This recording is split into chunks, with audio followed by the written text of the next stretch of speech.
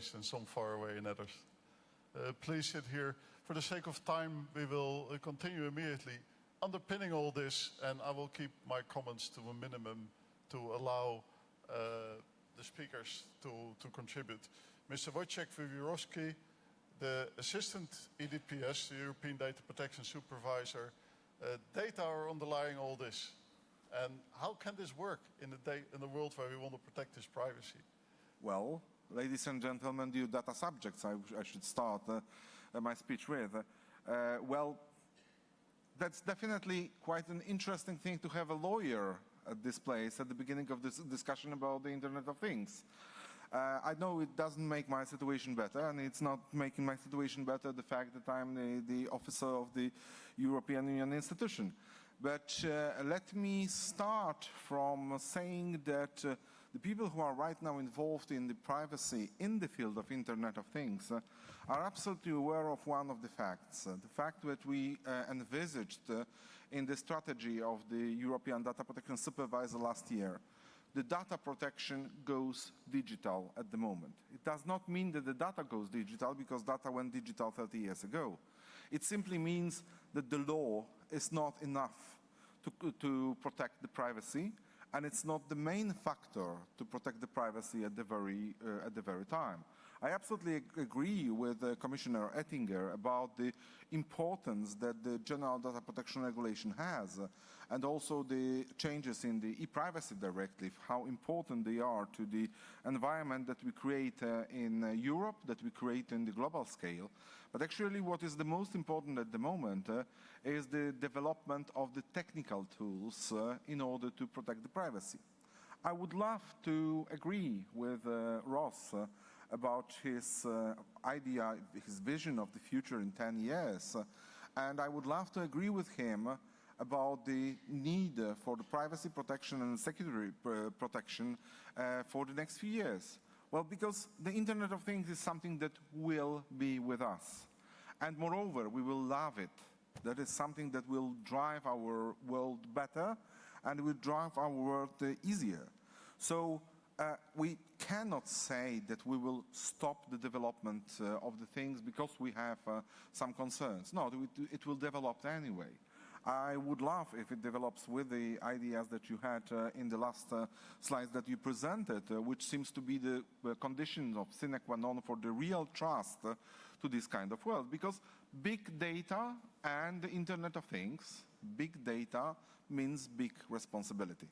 The bigger the data is, the bigger is the responsibility. The more ubiquitous is the computing that you do, the more responsibility and then accountability is on the side of these persons, these entities that are processing the data. The processing, which, as I said, is good, which we should be used to, that we should, however, ask the questions about. We should ask the questions which are not different than the questions that were asked by our parents and grandparents. Because these are the questions about the very heart of our human being, very heart of our human dignity. The questions, who am I? Who knows what I am doing? Who knows about my life? What do I know about the lives of the others? And how can I protect my family? How can I protect my friends? How can I protect myself? The development is something that definitely will happen. Let me take the motto from my hometown. I come originally from Gdańsk in Poland, and in the coat of arms of my hometown, there is a motto which says, "Nec temere, nec timide." And that's a very good sentence for the Internet of Things. Without fear, but not too brave. Not too brave, but without fear. This is the way that we should address the things connected with the Internet of Things. Because the privacy is one of the fundamental rights of the European Union. It's something that we definitely are keen to keep in the environment that we live in. Because we want to have the human dignity in the center of our interest.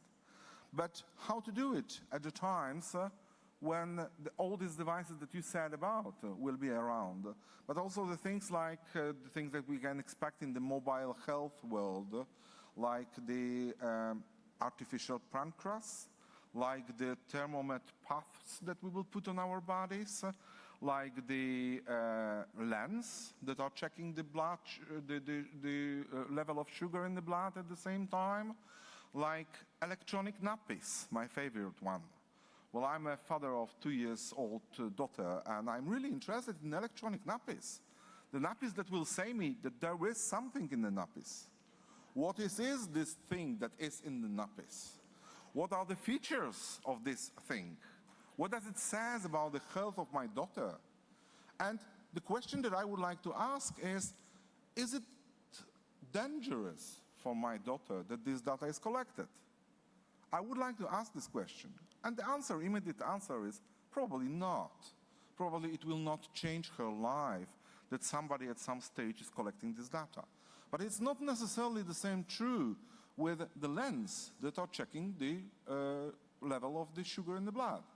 Wonderful thing. I do not have the problem with the level of sugar in the blood, but I know from the people who have this problem that they have to check 3-4 times a day what is the level.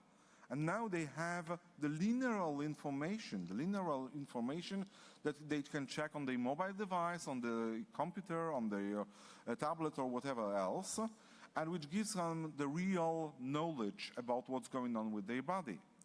Well, that's perfect if this information is accessible for them. It's quite okay when it's accessible for the doctor. It's interesting that this is Google who proposed this device, although I absolutely understand and absolutely believe that Google is not interested in the personal data, but is interested in the kind of data that can be used later on for some scientific researchers, not necessarily the ones that are connected to the very person. But of course, if this data is transmitted to the insurance companies, if it's transmitted to the employer, then the question starts to arise. Although I have to say that I'm an employer as well. We have employees in our office. So as an employer, I'm really interested in the data from the Internet of Things about my employees.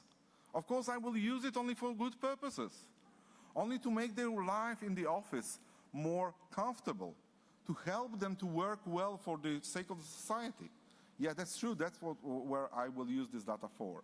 So the role of the Data Protection Authority is not to stop, it's not to block, it's not to slow down, but it's definitely to ask the questions. And don't be surprised that this question will be asked by the data protection authorities next year's whatever kind of development we will see. We will be asking the questions because there are at least 2 points in which we will have a big problem with Internet of Things and the principles of data protection that are right now in the new General Data Protection Regulation and which were in the past in the directive about data protection. These 2 principles which we will have the problem with are definitely the minimization of the data. And I know the people from the industry who says that minimization is the biggest crime against humanity that we do at the moment because we will need this data in the future. I don't agree with them, but that's a question definitely to discuss about. And the second one is the purpose limitation. Because the very core of the idea of reuse of the data which is collected in Internet of Things is the reuse of that for the different purposes than the purposes that were in the beginning. And that's the question that we have to discuss about. So let me say at the end of this short initial presentation that we are open for the discussion. We will be asking the questions, but definitely the role of the privacy advocates, no matter if you think about the public ones like the data protection authorities or the watchdogs from the civil society, is simply to check, are we driven by technology or are we using technology for the best of our society? Thank you. Thank you very much, Wojciech. It's so true what you say. It's all about looking at these opportunities not with fear, but with concern, and continue to pay attention to what's there. Now, the other thing is, of course, that we're doing this in a world which is global. We do this from our own perspectives. Many of us think of this from our perspectives of where we live. The world is bigger than that, and maybe it's good if the whole world can benefit from these developments as well. That's why it's here at EuroDIG as well. That's why this is a subject for IGF, where we do talk about what this means for the world at large, where we do talk about aspects like how do we ensure that people can rely on this new world developing. So with the Dynamic Coalition on Internet of Things, we're working on a good practice paper, and that is to reflect where people come together on how we can find a way forward in ethical IoT. And I would like to draw your attention for that later as well. But first I would like to ask on the stage our distinct esteemed panelists who together form a multi-stakeholder panel, truly representing the values, the core values of EuroDIG. This is about bringing different stakeholders together, listen to each other, talk with each other, and find a way forward together. So may I invite on stage Mario Camperlargo, from the European Commission Director responsible for future networks, including IoT. Paul Rendek, being Chris Buckridge. If you see the program, his name isn't changed. Paul is the colleague he works with directly, and Paul couldn't make it. Thank you for being here. Maria Farrell, who I know for a long time from other circles, but who is a journalist, a blogger on these issues. And last but not least, Robert McDougall from Vodafone, who is also chairing the policy group from the European Initiative Alliance on IoT. With me, Marco Hogewoning agreed to help me with moderation, which I appreciate. Marco is from RIPE, and Andrei Maciejski helps for the remote participation. If you are online, if you're there remote, please make sure that the questions come to us. Just use the hashtag EuroDIG16 or via the stream, and we'll involve you. So, Mario, I'd like to ask you first, hearing Ross' perspective on platforms, what's your perspective on the importance of taking data into account? Europe is working as a platform too. What is your view? How are we progressing in the Internet of Things? Thank you. First, let me thank the two, Ross and Rajesh, for the presentations, because they really gave a plethora of information, and they put, in my view, a number of very correct perspectives into the fantastic world of the Internet of Things, a little bit opportunities, and I always like to put first opportunities that this will give to us.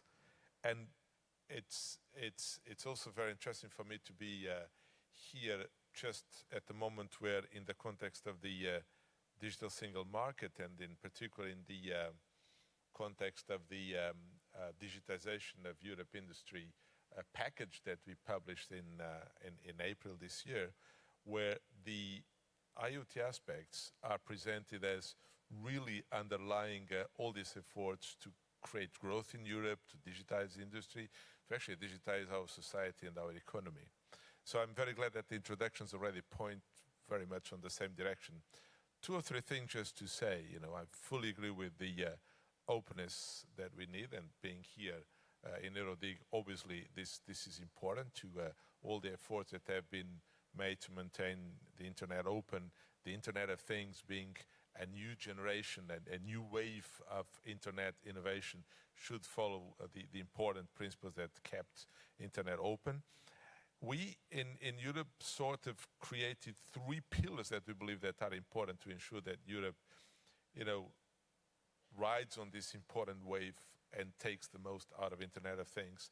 And they can be summarized first in ensuring that we have a single market for Internet of Things in Europe, that we create a thriving IoT ecosystem, and last but not least, that we have a human dimension, a human-centered perspective on IoT. And I don't think that any of these three ideas are orthogonal to what has been said before, but just one or two things. I mean, Europe being struggling to create the digital single market obviously makes a lot of sense that we also emphasize the Internet of Things and the questions of single market.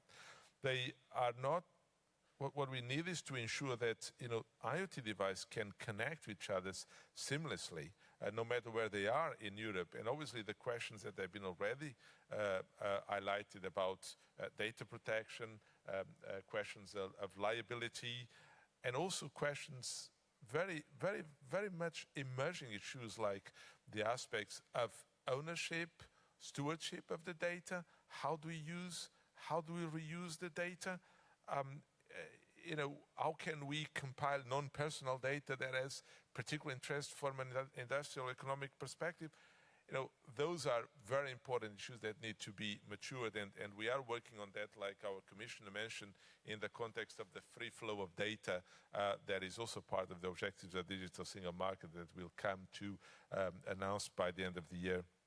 And also we need standardization to ensure that we have interoperability across EU, but not just across EU, worldwide, like Ross said in his intervention.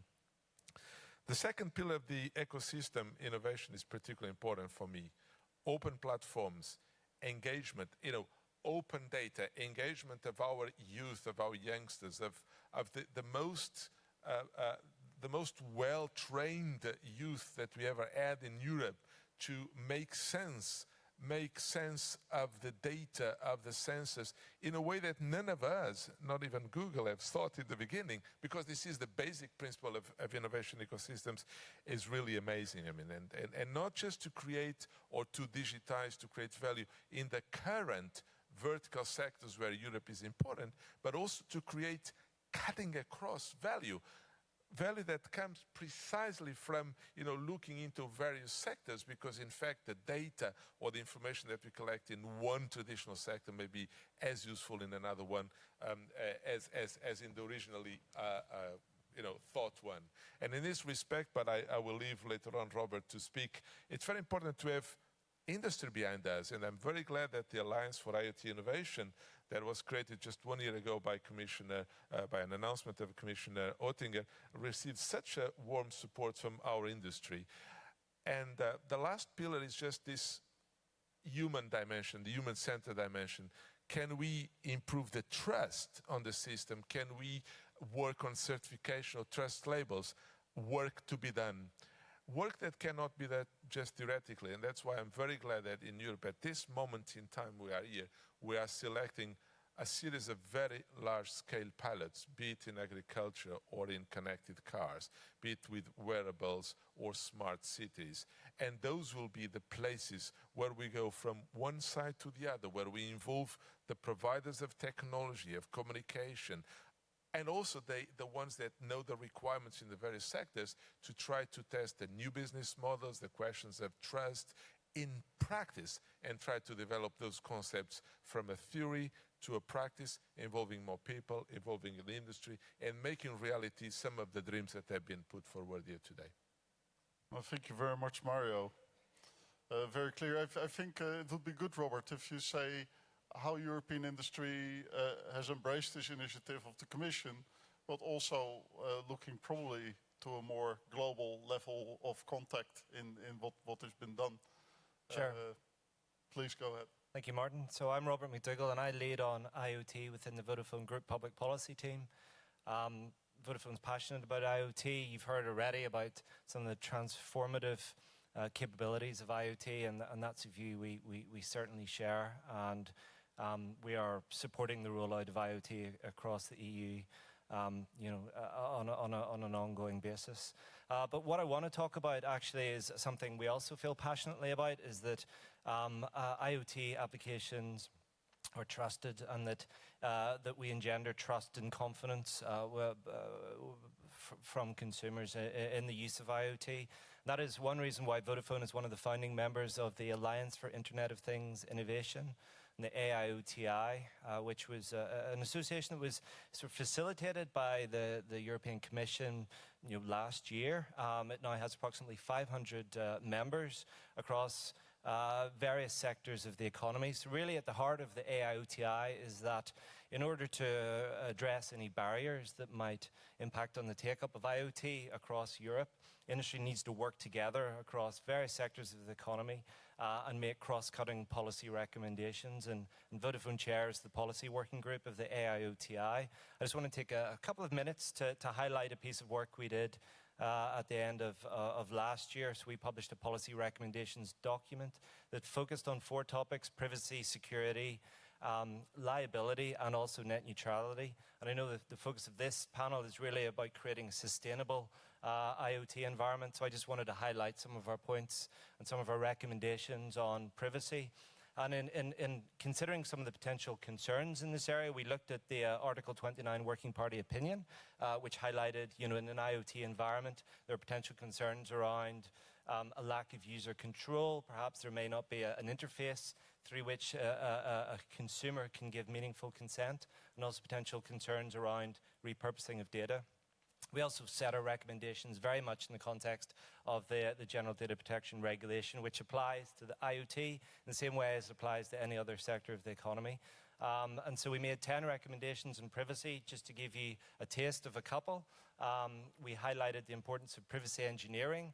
We recommended that there's scope for the European Commission to consider sponsorship of an accredited privacy engineering program within the EU, because we think it's vital that the engineers that are designing IoT applications do so with privacy in mind. We also recommended the use of pseudonymization and anonymization of data by default in IoT applications, which can, of course, this is a very important point, be amended in accordance with privacy impact assessment best practice. We highlighted a number of best practices about different privacy risk methodologies and how those have been applied in practice.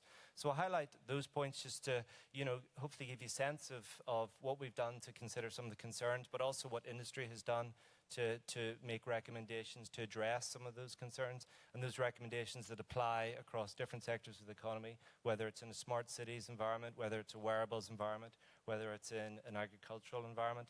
And just finally, just to highlight that this work is still very much ongoing. Next week, in fact, that there is a workshop at ETSI in France, which is basically a joint exercise between the policy working group of the AIOTI and the standardization working group of the AIOTI. Standardization plays a very important part of the AIOTI's activities, and we're looking at how we embed some of these best practice principles within, a reference architecture, and we have a best practice, standardization methodology. Separately, we're also taking forward our thinking on some of the issues that the Commission has highlighted in its recent digitization of industry package, whether it's considerations around potential for a trusted IoT label, data ownership, and free movement of data. So final point is that this work is still very much ongoing. As I said, we have 500 members at the moment, and if you're interested in getting involved, details are available on the Commission's website. Thank you very much, Robert. It's very clear. You see, IoT is a game changer in many ways. It's already a game changer in a way how Google, for instance, rethinks how to move towards the future, how to interact, how important it is to make sure to find that balance and to reap the benefits. If you Google for AIoTI, I'll choose the term in a different way here, what you will find is that in this collaboration, companies that 10 years ago would have never worked together find each other to find a common way forward where this works in the support of the societal benefits that the Commission has been benefiting as well, next to the benefits that the market, of course, offers in the forms of profit. That seems to be also a driver. So, having said that, Maria, how do people feel about this?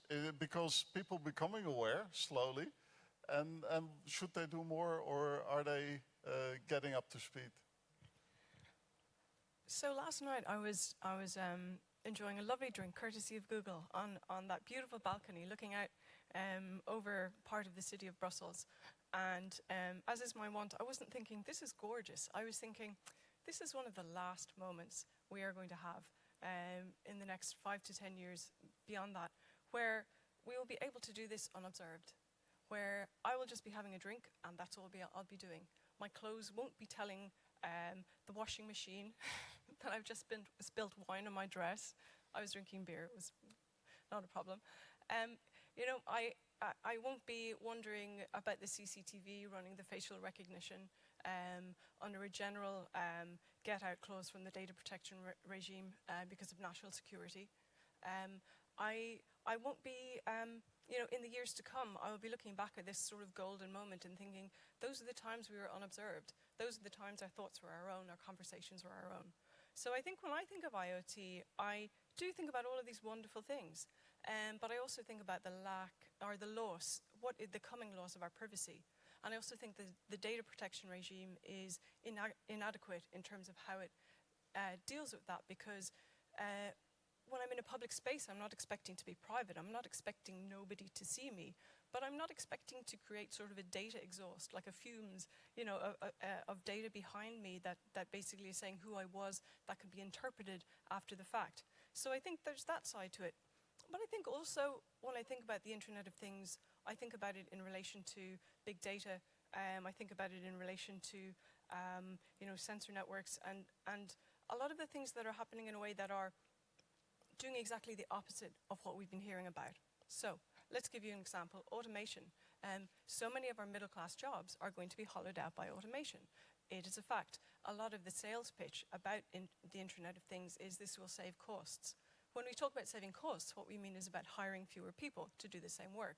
So if I think about the Internet of Health, I'm thinking, you know, and I'm the National Health System of the UK, I live in the UK, the sales pitch is it will be cheaper for you to keep an eye on elderly people or people who need social care. Why? Because we're going to fire the care workers who already earn less than minimum wage. And so, you know, when I think about it as part of a sort of a phenomena, a set of phenomena that are happening at the moment that are hollowing out our economies, that are squeezing our tax bases until they're barely the size of a walnut, you know, that are making us less able to do all of the things that the Internet of Things thinks we're going to do. Because when I look about the consumer aspects of it, really the consumer sales pitch about this is, it's saying you will have better data about people in aggregate and you will have richer profiles of people as individuals. And so, but the pitch is, the end of the sentence is, you will be able to sell them more stuff. Now, how are we going to do that if none of us have jobs? Yes, thank you very much. Clear. And what you're expressing is you're not the only one having these feelings and knowing how to deal with it. And our challenge is to find the way forward in that, because elder people in care homes, for instance, getting less care, and that's a bad situation too. And how do we deal with that? Technology won't be the answer, but maybe it's part of the solution. And that is that balance where we need to look at. And it's indeed how we're going to use all this technology that is coming up to us. That's why we need to debate this. That's why we need to have this dialogue and understanding of what is developing and how we're actually going to do it. It's just like this mobile phone. It rings. Does it mean you need to answer it? Only if you believe that's true. And the same goes partly for Internet of Things as well. But I appreciate very much that perspective. We are all very aware. We try to develop a world in the end, as we all, well, many of us do have children where we would like our children to live in too. So, and then these thoughts are crucial. So thank you very much. Chris, you're part of RIPE NCC, but also part of, in a way, the global iStar, as it's referred to, those companies that are working on a global level on make the internet work. I think that is the core. It's a very global approach, what I've experienced in the environment where you come from as well. So how do you look upon those things from a global view? How does it feel to relate to European initiatives, individual companies' initiatives? How do you move forward in this? How do you create this world that you want to be living into from that perspective? Right. Yeah, thank you, Martin. Trying to make it easy for you. I feel a bit of an obligation to try and shift back to some sort of optimism here after Maria's bleak vision. But no, I think, yeah,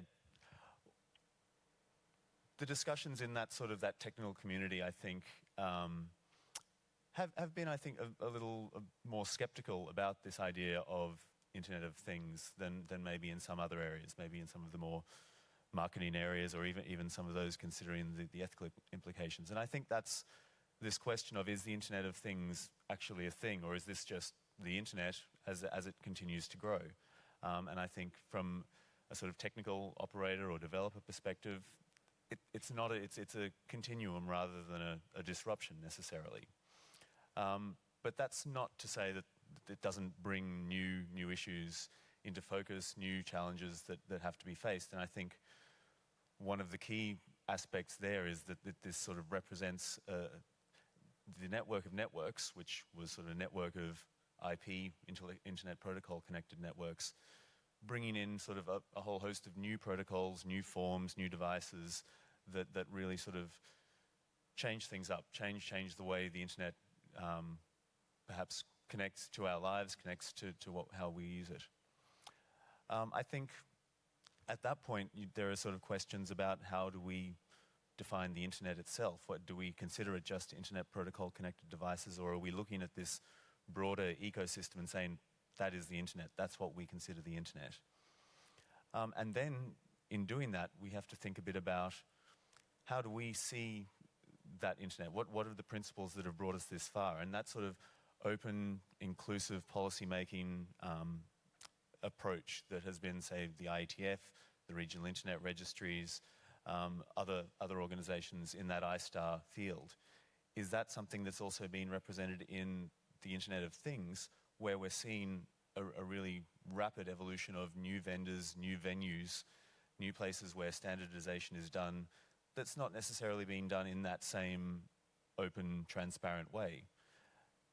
If we see that is pretty fundamental to making the Internet what we want it to be, how do we sort of look at bringing those principles of openness and transparency into this Internet of Things as it evolves so rapidly?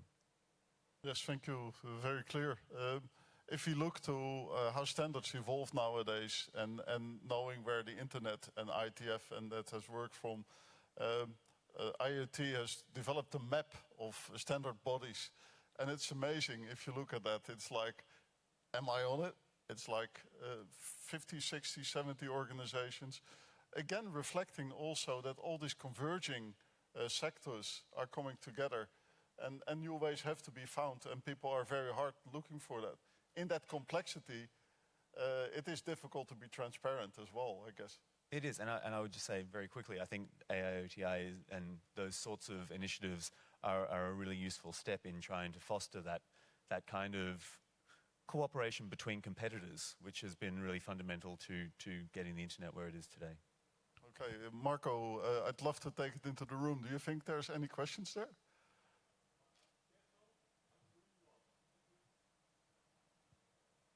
There's a green microphone at Marco's mouth. Yes, yeah, there I am. Okay, yeah, I'm in the room, and I'm deliberately in the room because this is supposed to be a dialogue. Now, there are not that many of you left, but if you have any questions, then by all means, and I see the first hand. No worries, the microphone will come to you. Yeah, thank you. I'll stand up. That's easier for the panel to see. But yeah, that's what I was going to do. My name is Theo Wells. I've worked in the IT industry, came out of the private sector after about 25 years and have now been with the Council of Europe. Internet of Things, very interesting. Lots of stuff that I would look forward to. I love the nappies, but it will be for the grandchildren. I do have the age for it. What I have seen in terms of human rights, and I do enjoy the point that Maria raised, the right to work is one of the human rights, so I'm glad that you raised that point. How do we sell to people who don't have a job? The other point is, when I've seen the discussions about the internet governance today, what you were talking about is how do we treat people as consumers properly without violating a right? What I don't see in the discussion is how can we, industry, work together to actually promote also the rights of participation. I mean, all of this is about consumer products. How do you see industry, how do you see your role so that we can use this same internet also to make people more complete human beings in the internet. In other words, promote e-democracy, e-participation, e-voting. How do you see the applications evolve there? Yeah. Maybe there's answers even in the room behind you, Marco. Sure. I think Peter raised his hand too. Thank you. Well, I just... Can you introduce yourself? Yes, I'm Peter Kimpian, and I'm representing the TPD, which is the body for Convention 108 at the Council of Europe, which is the Data Protection Convention for Council of Europe. So I just wanted to share with you some of the questions to make reference to Mr. Wojciech's presentation. We have started to think about. So these are our preliminary questions about IoT, which of course would need an answer and the cooperative in a cooperative manner. Being said, I'm personally thrilled by the technical and technological evolution and revolution, but those questions are already on the table. So panelists also mentioned one of our main point also which is the control of data. One of the data protection principle, one of the most important is that the data subjects have to have control about his or her data through the whole life cycle of the data. So this is definitely one of the questions which has to be answered. There are also some issues about asymmetric information, which we spotted, and of course with transparency and awareness. Which was raised also. There is collection and process of large quantity of data, which can have concerns or which may raise concerns about the consent and all this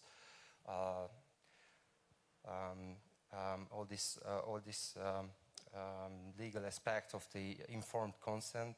There are questions about security, data security also, and the fragmentation of the players, market players, and of course the final one I would end up here about questions raised about profiling and analysis of behavioral patterns. So that would be only, as I said, preliminary questions, which of course we are also preparing, but we would be really happy to have a collaborative answer for that, and I would be glad to have some of your, the panelists' view on these.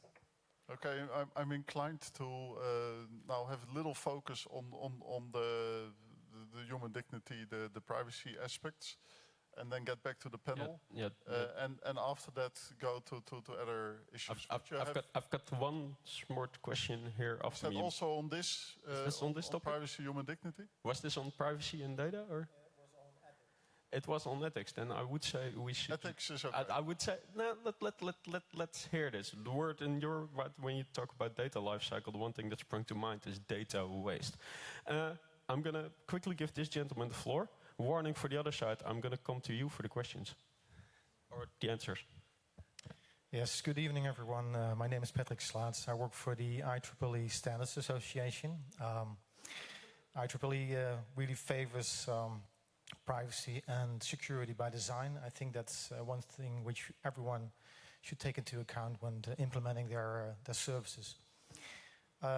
Also, IEEE has quite a number of tools and facilities to help out, for instance, schools in educating and creating awareness of the risk of security and privacy threats to kids as well. My question was related to the ethics part in the good practice paper. Let me just take a good look over here. We all make use of tools in our lives which make our lives a lot easier.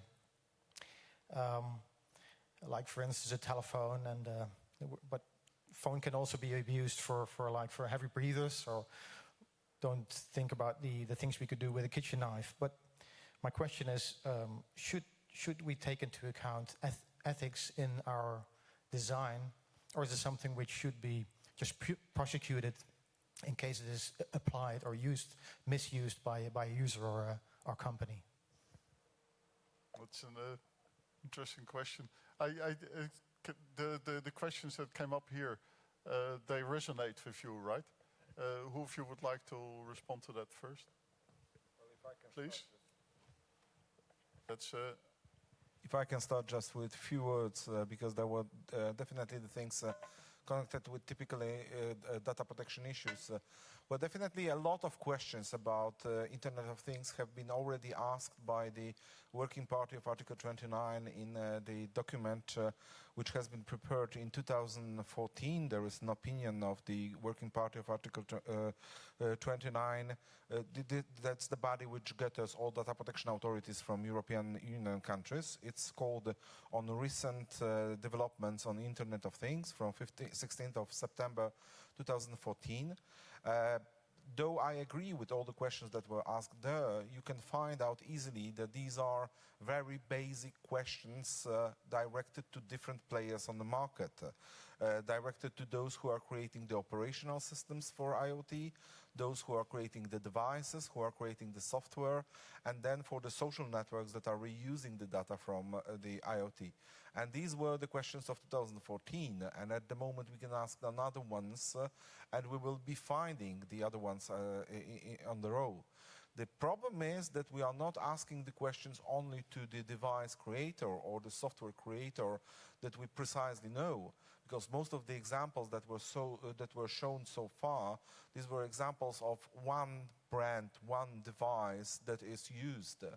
While the biggest problem actually with the Internet of Things is that the whole privacy issue starts to be very contextual. It depends on the context of different environments that your device starts to be in, that your sensor starts to be in.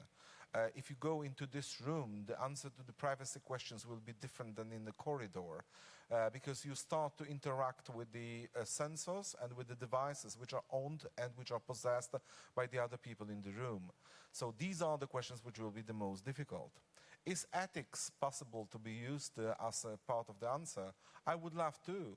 And the European Data Protection Supervisor has just created the ethics advisory group that wants to address these issues and wants to ask ourselves the issues about the development of the technologies, including IoT, from the ethical perspective, not by the lawyers, not by the engineers, but by those who are dealing with ethics as an issue. But at the same time, being an academic, I'm a little bit afraid that we will go to the answer which I would not want to see. I mean, in the society, and when we don't know what to say, we would say, that's a question of ethics.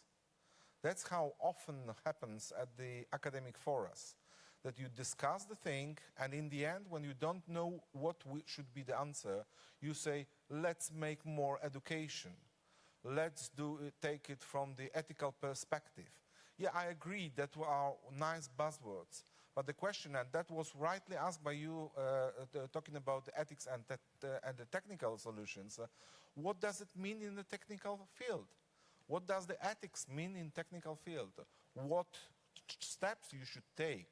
Because only thinking about ethics is definitely not enough. Yes, thank you very much. Mario.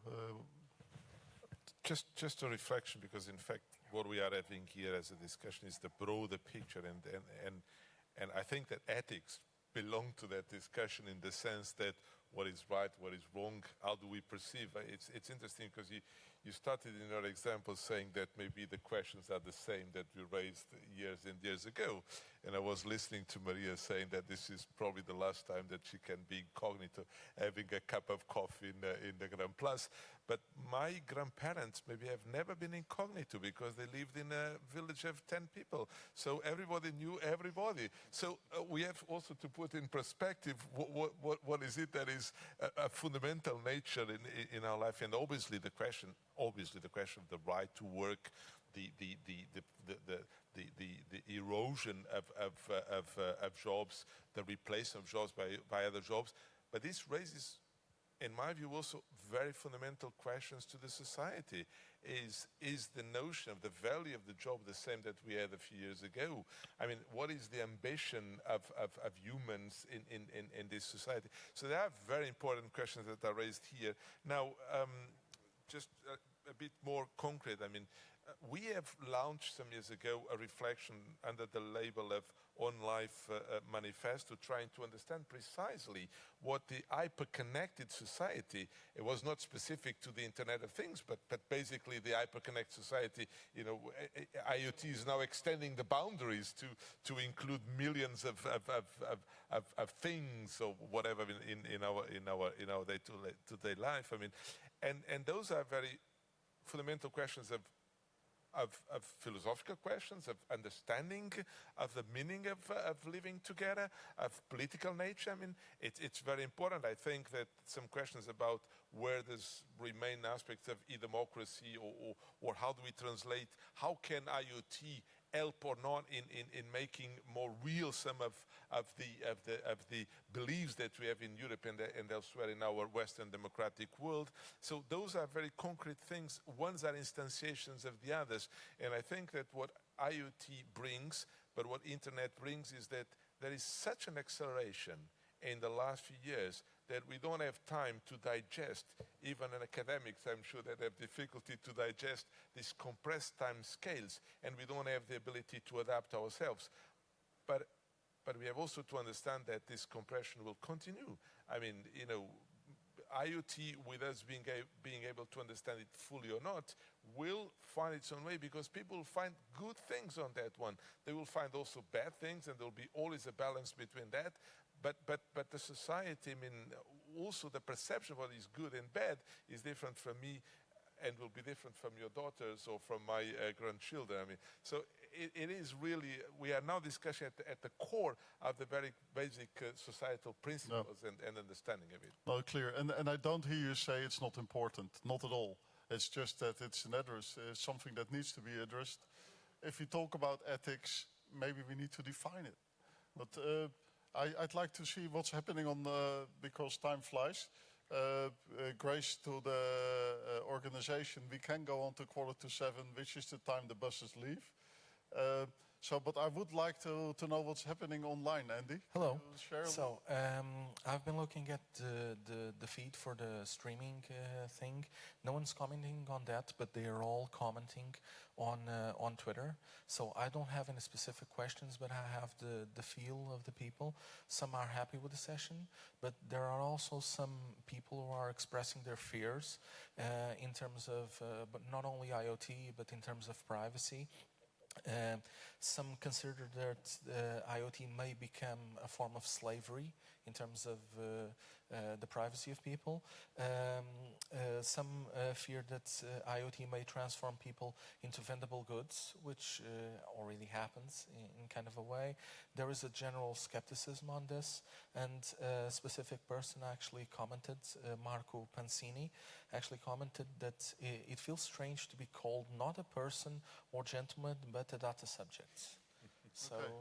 And maybe we could comment a bit more on this fear of skepticism about IoT. Thank you very much. I think, Wolfgang, you've been working for a long time on this, on a global platform. You know what the difficulties is that have been growing over the years. Where are we and where are we going with this? Yes, thank you very much. My name is Wolfgang Kleinwächter. I'm a Professor Emeritus from the University of Aarhus and involved in the dynamic collision on the Internet of Things in the framework of the Internet Governance Forum.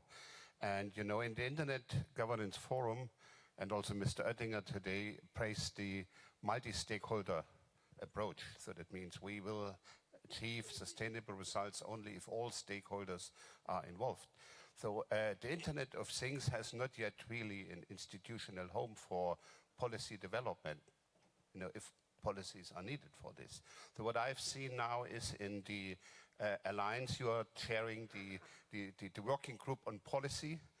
So this is just industry. It's just one stakeholder. So if I look into the study group 20 of the ITU dealing with Internet of Things, this is not multi-stakeholder. That means, Ross, you spoke about partnerships as the basis for all this. So that means how the stakeholders which were defined in the Tunis agenda are involved in these partnerships. What I see is mainly partnerships between private industry and governments. That's it.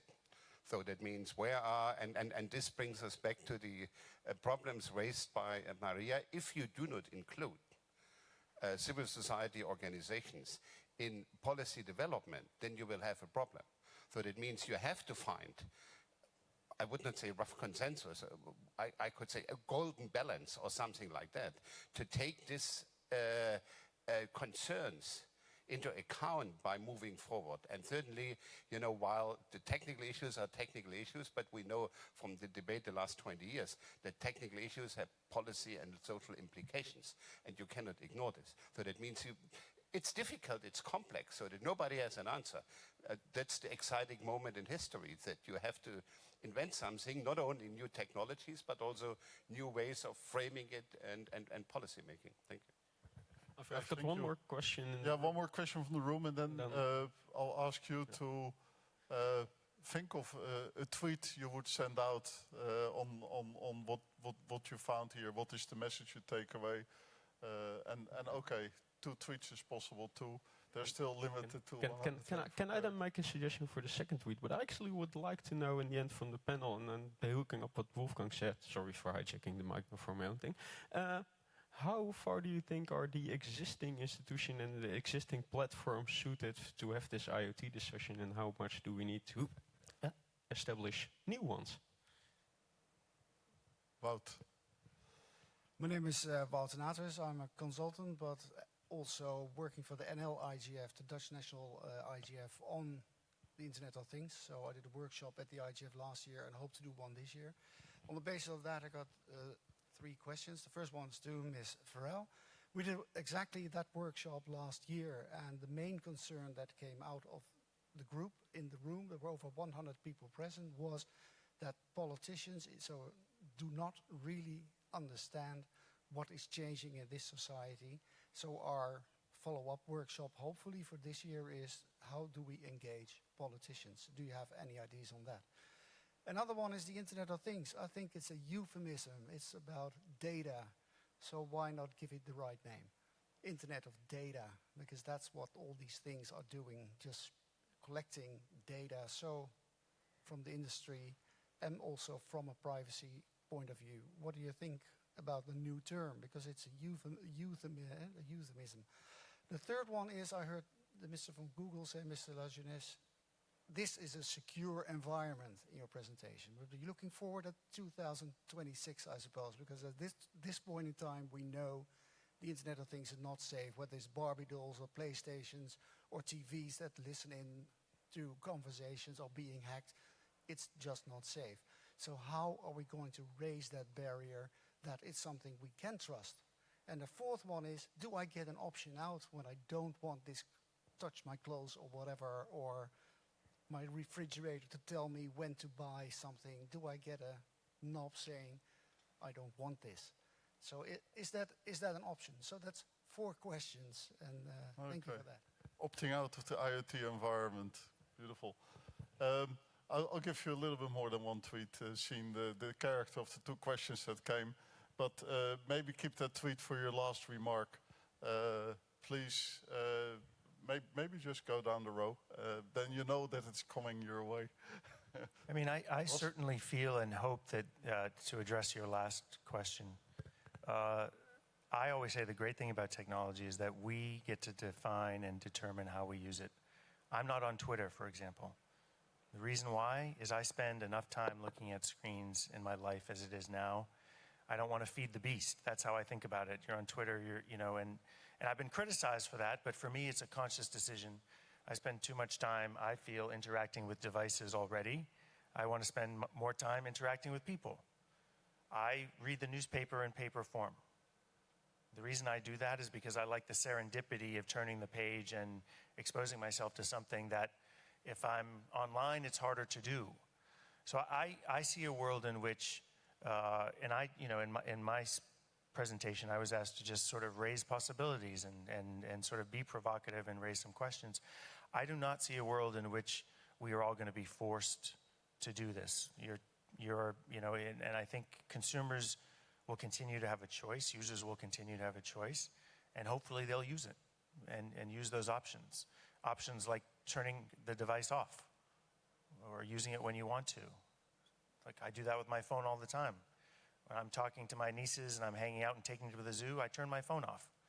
And I think sometimes, honestly, in the world the way it is, we sometimes lose sight of how much control we currently have over how we use technology. And so I think that's important to keep in mind. Thank you, Ross. Please, would you?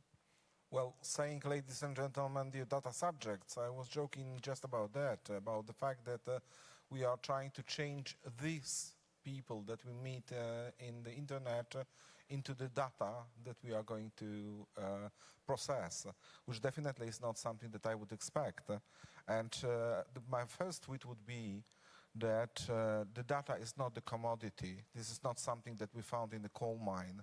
This is an information about the people and information about the processes. And while it's information about the people, we should remember that these people have the dignity that we have to fight for. And the second thing, that's a little bit longer than the tweet, would be that if we do the things that we did hundreds of years ago, trying to find the gold over the seas, and we would like to find the gold on the ocean of Internet of Things, that we may finish with selling the slaves. And that's once again this part of the history of discoveries that I would like to skip. I would like to skip the part of the slavery and go directly to the world that we have at the moment, the world where we remember that this is about the people and this is about making the world better. Thank you very much. Mario? What can I add to those hopeful words that you just pronounced? And I think that maybe one day we'll have a big amusement park without any technology, because by then this will be the different thing compared to our daily life. But a little bit more serious, I think that there is one or two remarks here that made, I think, echoed very much on me. I think we all have a responsibility, but I will take it as well on my side, to address progressively the aspects of IoT, not just involving industry, politicians, requirements from here or there, but really trying to look what the multi-stakeholder dimension really, how can we embed it more explicit in our policies. I think that this is a lesson that we learned from the internet development. I think that is something that we should take into consideration. Calling it Internet of Data, I mean, maybe in a positive side, maybe we should call it Internet of Humans. Okay, I would like to make a couple of quick points. The first one to the matter of ethics and technical development. I think that just was something that a few people raised. And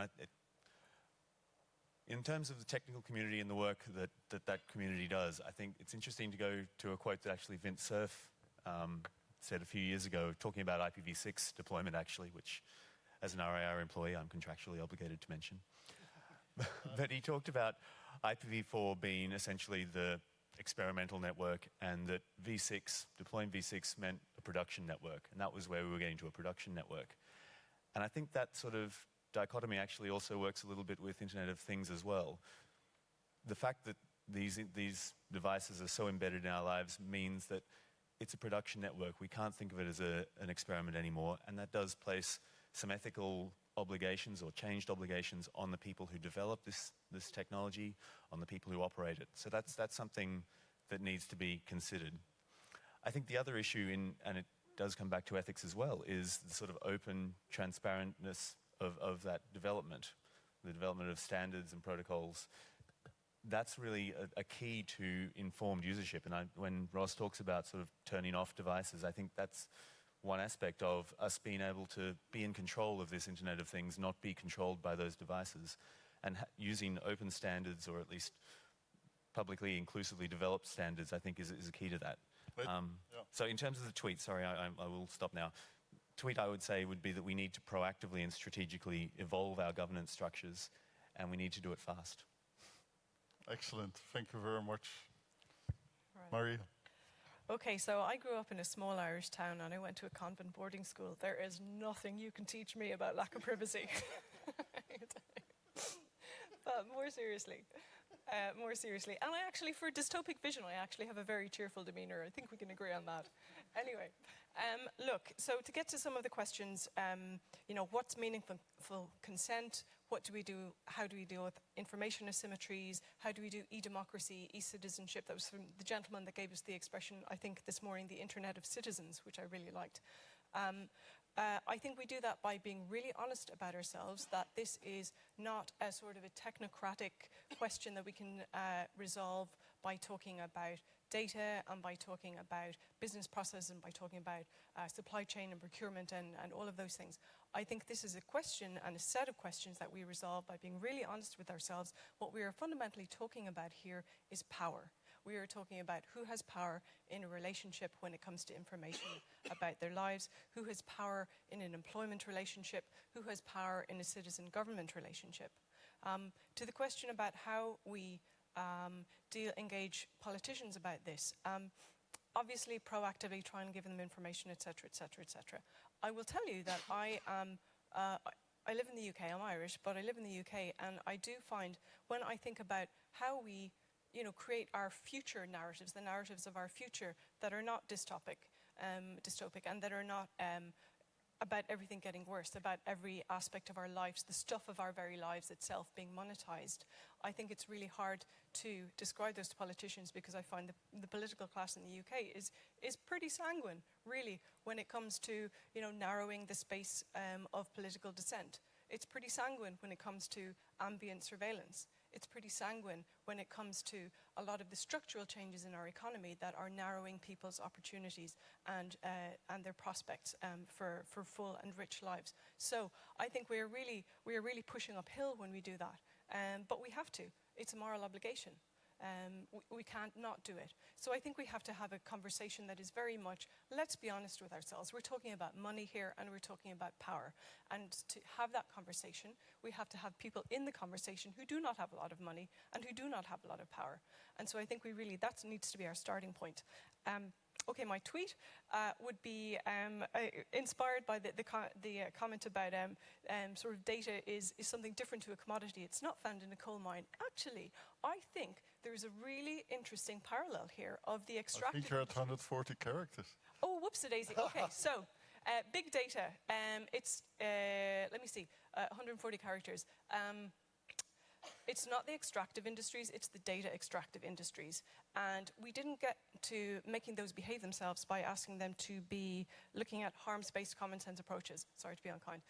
We actually did it by having preemptive regulation that looked at harms before they happened and tried to prevent them happening. I think that's where we should kick off. Thank you, Robert. Yes, thank you. So just a few comments from me. Civil society, I welcome input from civil society, certainly in the context of the policy working group of AIoTI. We've had some input from academics on points like liability of IoT applications. So I'd love to continue the discussion with you, after this panel finishes. Internet of data, well, not all Internet of Things applications collect data. That's why we have privacy and law and regulation to control the behavior of actors that are active in this area. And where data is to be collected, there are processes and rules that need to be complied with. So certainly in our case, we have an IoT platform. We provide a connectivity to a variety of businesses. It's the businesses, it's their data, and it's ultimately, there's a clear legal and regulatory framework that will apply. So I think the role of enforcement is very important here. We have enforcers, we have regulators whose job it is to enforce that legal and regulatory framework. In the US, the Federal Trade Commission have shown that they are well able to do that under the FTC Act, which, as I understand it, is just over 100 years old now. So I don't think we should lose sight of that. And the final point, really, I'm just on this societal idea. I think society will decide. Some of the work that we were doing on liability within the AIoTI, the risks associated with something goes wrong in an IoT environment. There's that many players in the chain, who's going to be responsible. It's very easy to really characterize a very, a negative view of the world. And actually, as part of the research in this area within the policy working group, it was suggested that the insurance industry has a very important role to play. And the concept of risk pooling was discussed. And I did a bit of research because I didn't know anything about risk pooling. And I found out that the nuclear industry is a well-known user of risk pooling. And I thought, if we're already thinking about the nuclear industry as the sort of parallel for IoT, well then, this is not a very good place to start. And I think ultimately society will decide. So my tweet is, IoT has great potential, society will decide. Thank you very much. Appreciate it very much. That brings me to the conclusion. And basically what I do find is, again, also confirmation that what we really need is meaningful transparency, effective accountability, and real choice. And what that actually means, we cannot determine by one ourselves. We need to involve citizens that need to be aware. We need to have businesses that wants to commit ethically, as Ross already started off. And we need governments that are actively backing all this.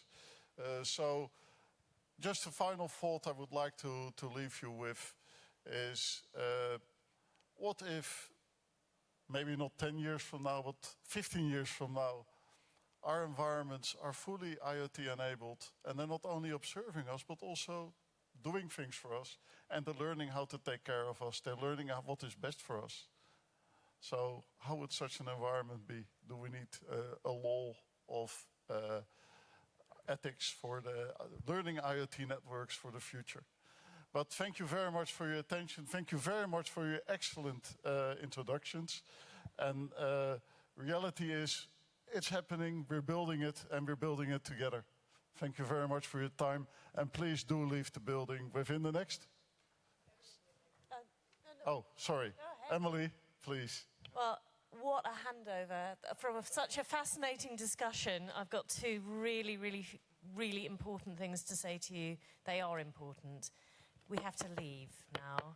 The buses are here. They're going to take us to a party where there'll be free food and free drink and lots of dancing.